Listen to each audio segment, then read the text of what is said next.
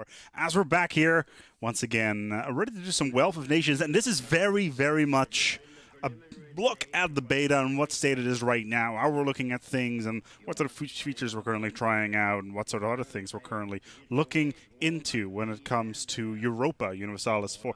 Damn it, Churchill! Why do you have to be so loud? I know, it's the terribleness of human crime and all that, but you know, Hearts of Iron 4, we looked at that last week. For those people that are not entirely aware, you will be able to actually... Oh, they're already underway. You'll be able to actually look at that on YouTube, so go check that out, where we have actually quite a lot of stuff going on right now for our titles. So go towards Paradox... No, go to youtube.com/ParadoxExtra, and you will be able to find out all the details about what we actually talked about when it comes to Hearts of Iron 4. And also, on Thursday, we're going to be talking about Rune Master. Yes, we're going to actually be talking about Rune Master. We have... I don't think we've actually shown all that much of the game so far, but we're going to have the developers on the couch. Not so much on the couch, on the chair, on Thursday, 3:15, once again at Paradox Live, so be sure to put that into your agenda. Anyway, let's get underway here with the game that we all came to see. It is none other than Europa Universalis 4, currently running Wealth of Nations, the new expansion for the game.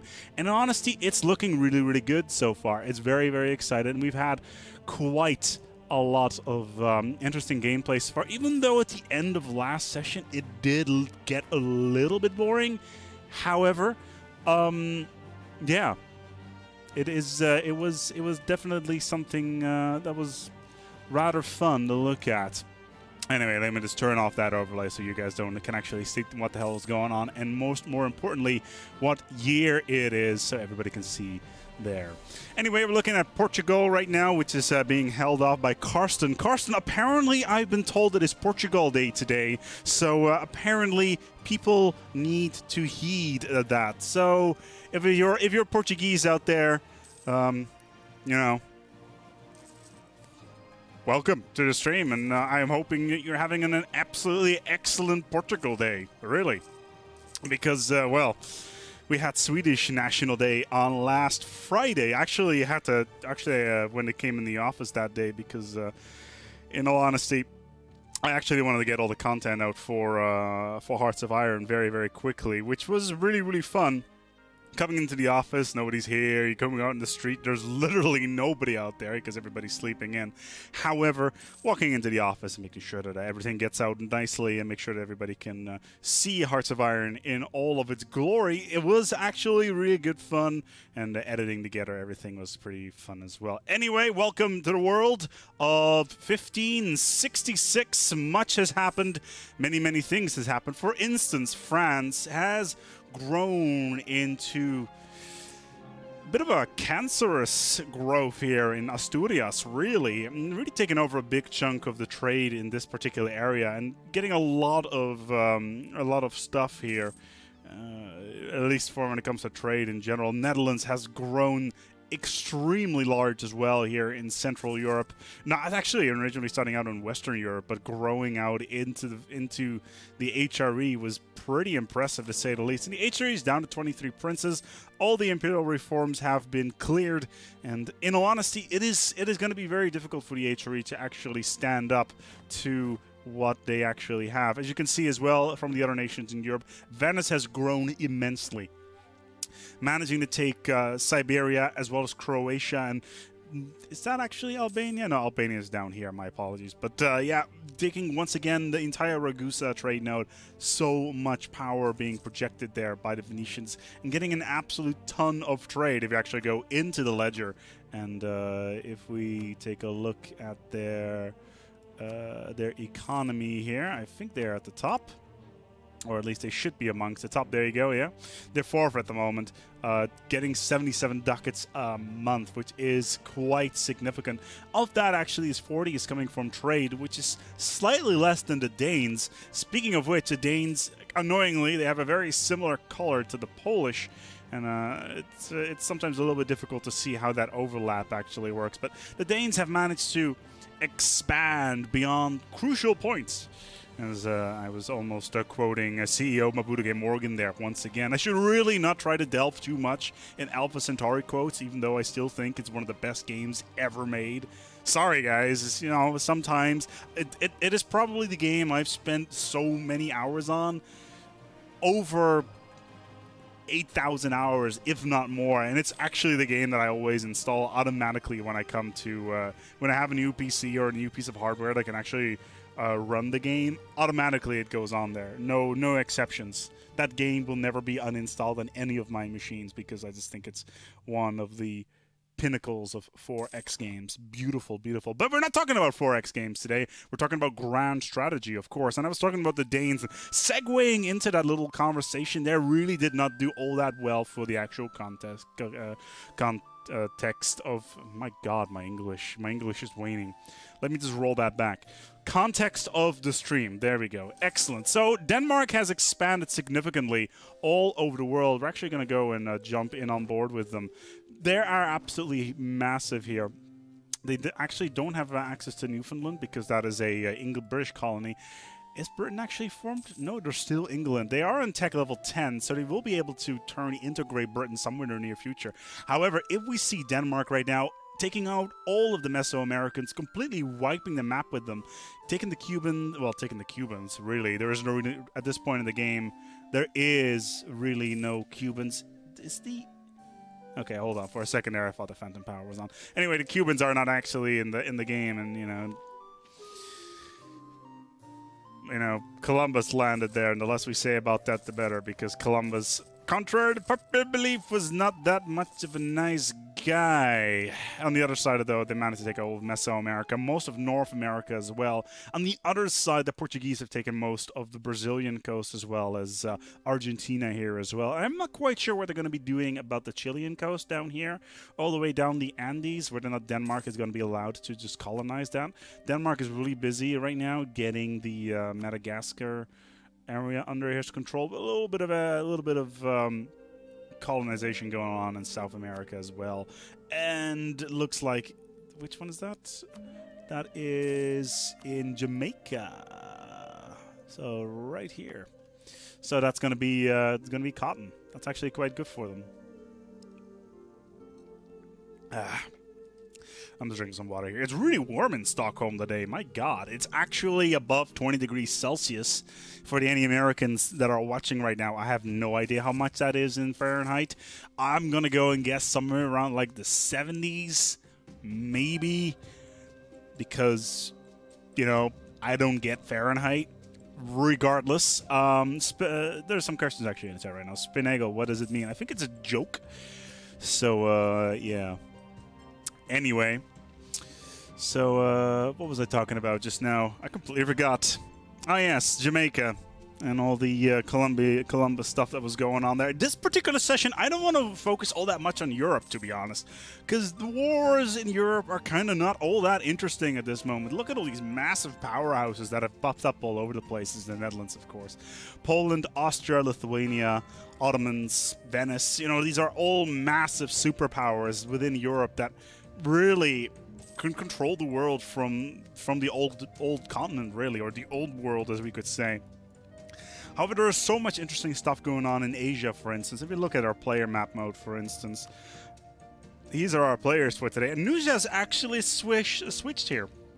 Nusha has actually switched to Orissa, and he is actually down here in the Gulf of Bengal, which is actually kind of cool. I actually like to play Bengal quite a lot, but we've already talked about that quite a lot, so I'm not gonna really spend all that much time on it. But as you can see, even though, if we look at Europe, like the Swedes have expanded here into Siberia. Oh, it looks like Bushov's not playing. I'm pretty sure he's in today.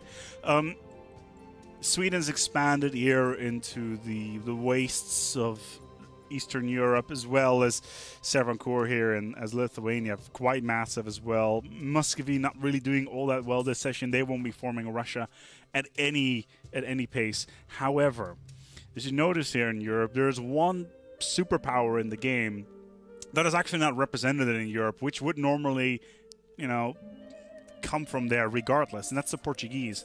If we talk about the Portuguese, actually, and considering he is also the leader of the game, if we look at the Portuguese at the moment, and if we go to the capital, so you can see the capital of the Portugal has actually moved to South America here in Pernambuco. That's probably completely not the correct way of pronouncing it. I'm really, really sorry for any of the Portuguese-speaking individuals that are currently in the stream right now. I'm sorry, sorry, sorry.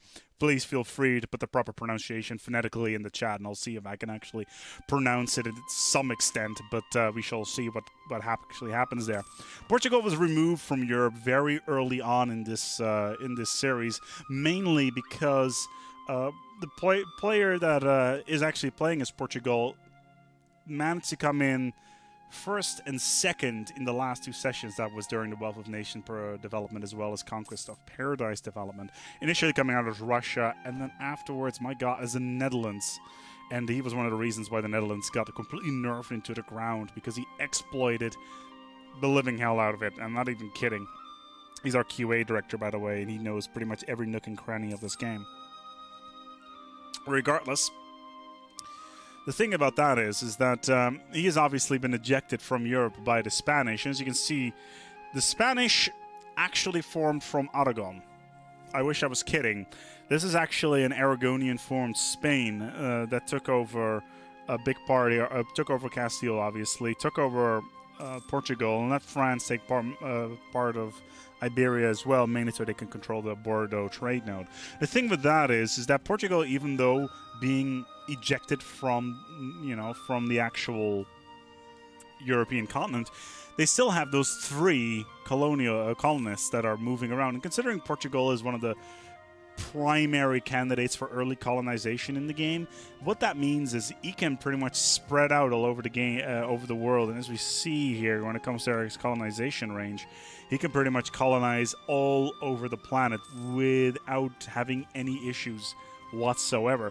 So he can actually, do whatever the hell he wants. And in conjunction with that, if we actually go and have a look here at his military tabs, actually I could just go to the macro menu. He's got 37,000, which is tiny, but for Portugal that is actually quite big. And considering the amount of money he makes per month, which is 40 ducats, which is significant, he can get any mercenary in the world, which is quite good as well. However, he's strategically placed himself all over the world. I'm quickly going to go to player map mode just to illustrate this this point. He's spread himself all over the planet. Here in Ceylon, here in Hainan. He's taking a little piece of Japan here as well as he's here in Brunei.